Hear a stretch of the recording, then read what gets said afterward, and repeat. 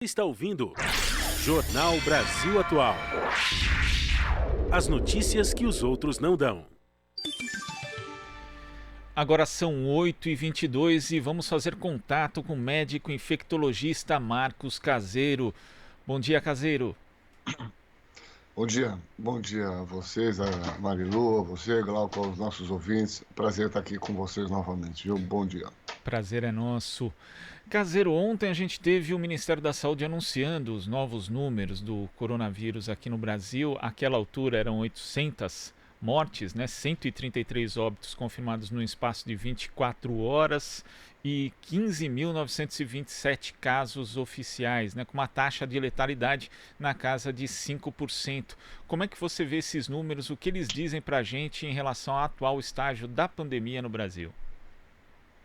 Bom, então, eu acho que a primeira coisa, né, Glauco? Eu acho que a primeira coisa que é fundamental nesses números é a enormidade da subnotificação, né? Quer dizer, nós temos uma subnotificação sem precedentes, né? É absolutamente impossível que nós tenhamos somente nesse momento 15 mil casos. O que está acontecendo no nosso país nós não estamos fazendo testagem, né? Nós testamos apenas pacientes que internam, pacientes que têm um quadro moderado a grave. Pacientes com quadro mais leves, que chega a ser 80% dos casos, esses indivíduos não fazem exame, quer dizer, o Estado não garante exame para essas pessoas, né? O indivíduo faz exame se ele tiver dinheiro para pagar. Se ele não tiver dinheiro, ele não faz. Então, nós temos uma subnotificação tremenda. Disso decorre dois problemas de cara. O primeiro problema é que nós calculamos a letalidade, que é o número das pessoas que morrem, sobre o número de casos. Como a gente faz pouco diagnóstico, obviamente a nossa letalidade vai aumentar, né? Porque as pessoas que estão fazendo diagnóstico são as que estão internando mais grave. Então, isso é um viés total dessa informação, desse número de casos, né? De qualquer maneira, o número de óbitos, ainda que seja real, existe uma enorme quantidade de pessoas que ainda estão aguardando exames, mesmo depois que morreram, para confirmação de óbito, né? Esse número deve ser muito maior. Independente disso tudo, esses números só estão aumentando, né? Quer dizer, nós já estamos...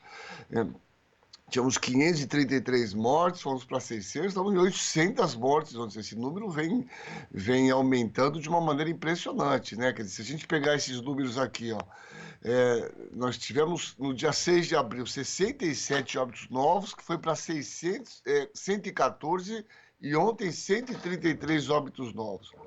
Então, o número de óbitos vem aumentando claramente. Isso é uma sinalização, mostrando que nós devemos ter um pico desse problema nesse período aqui, que é o que se esperava, né, na segunda metade até o final de abril, né? Esse é um panorama geral, né, Bruno? Agora, Caseiro, quando você fala isso, né, eu até lembro que durante essa semana teve um dia, né, eu não me recordo exatamente qual, mas que já havia o registro de dezenas de óbitos e, na verdade, só 5 correspondiam ali às 24 horas anteriores, ou seja, como você ressaltou, né, era a testagem de casos que já haviam ocorrido, mortes que já haviam acontecido, e só agora a gente tinha notificação. E também tem uma questão, né, porque se fosse só uma subnotificação geral, mas daria até para fazer alguma estatística com base na amostragem, mas a gente sabe que no Brasil ainda tem municípios e estados que têm mais possibilidade de testar do que outros, o que torna essa questão da subnotificação ainda mais grave. Esse é um problema. Eu vou só para mostrar de uma maneira ilustrativa. Eu sou aqui de Santos, vocês sabem, aqui do município de Santos, sou médico aqui da Secretaria de Saúde, sou médico do Estado e nós temos nesse momento aqui em Santos, para as pessoas terem uma ideia, nós temos óbitos confirmados em Santos, 10 óbitos confirmados. Nós temos 31, vou repetir, 10 confirmados, nós temos 31 óbitos que estão em investigação. O que é investigação? Esses indivíduos morreram, foi colhido o exame deles, suave, nasal, de orofaringe, que estão no LUTS, nós estamos aguardando esse resultado, que chega a demorar, às vezes, 2 a 3 semanas para nós termos. Então, veja, de 10 óbitos que nós temos mais 31 que morreram, provavelmente são, mas estão aguardando o resultado de exames para confirmação. 3 vezes o número de óbito atual. Nós temos 151 casos total. Nós temos 462 suspeitos de investigação aguardando exames, que foram colhidos e estão aguardando. Então, nós temos aí uma defasagem entre esses números oficiais e entre o real absurdamente, muito grande, né? Diferente, se você pega, por exemplo, os Estados Unidos, Itália, que os números crescem de uma maneira assustadora, né? Ontem, os Estados Unidos tinha 363.321 casos, porque, obviamente, independente, com todas as dificuldades que eles têm, que não tem o sistema, eles conseguem testar as pessoas, né? Fazer testagem. Então, esse é um problema crucial, já venho falando há um certo tempo, né? As pessoas, na verdade, se polarizou um pouco o debate, e a gente ouve isso de uma maneira muito clara, nessa questão de cloroquina, essa é uma barbaridade, uma coisa... É secundária isso na discussão, né? De dar ou não dar, se quiser dar, tá aí, é droga, todo serviço tem protocolo de dar essa droga. O problema é assim, nós temos que melhorar a qualidade do nosso diagnóstico. O governo federal vem falando desde 3 semanas atrás, compramos 20 milhões de testes rápidos. Onde estão esses testes? Aonde? Né? Então vão lá, falam as coisas e as coisas não aparecem. Então, entre tantos problemas que nós temos, eu creio que a questão da subnotificação é uma das mais sérias e importantes, né? Que vai de encontro àquilo que a Organização Mundial de Saúde preconiza, que é a testagem ampla da população para nós conseguirmos identificar esses casos positivos, né? Agora a gente vai a participação de Marilu Cabanhas. Oi, Marilu. Oi, Glauco. Oi, Caseiro. Bom dia. Oi, Marilu, tudo bem, meu amor? Tudo bem? Bom dia, querida. Tudo certo, bom dia. Bom, Caseiro, você deu esse exemplo, né, em relação à testagem e eu te pergunto o seguinte: a nossa comunidade científica, né, nós temos aí vários institutos, como o Fiocruz, Instituto Butantan, caso eles tivessem, né, em plenas condições financeiras, com todo o investimento possível, seria um outro patamar hoje esse enfrentamento da Covid-19, ou seja, no que se refere à testagem, no que se refere a medicamentos, enfim, a nossa classe científica, a nossa academia, ela poderia dar contribuições muito maiores caso ela tivesse sido um foco, né, de atenção por parte do governo em relação a investimento, Caseiro? Não, eu acho que sim. Eu acho que muitos desses órgãos, né, caminhavam até a passos largos para a extinção. Eu acho que um dos grandes projetos desse governo vide o nosso ministro da Educação, que eu realmente não gosto de usar expressões baixas, mas eu acho que não há uma outra expressão para um cidadão desse, que é um perfeito idiota, né?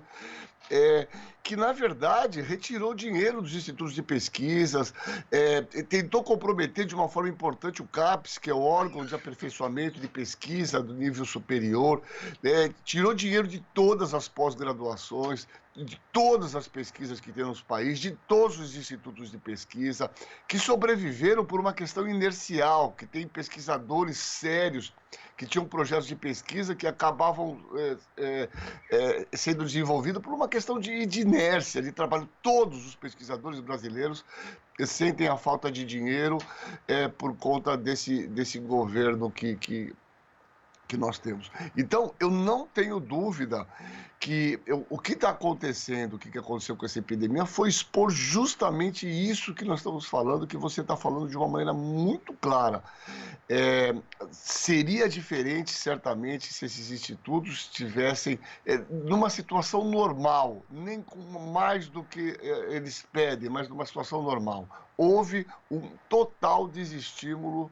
Então, o que a gente está pagando hoje certamente é um preço muito caro por esse desmonte governamental que já começou lá no golpe da Dilma, certamente a partir daí, né, com essa história desse contingencionamento de verba, todos esses fatores afetaram profundamente a pesquisa no nosso país, né?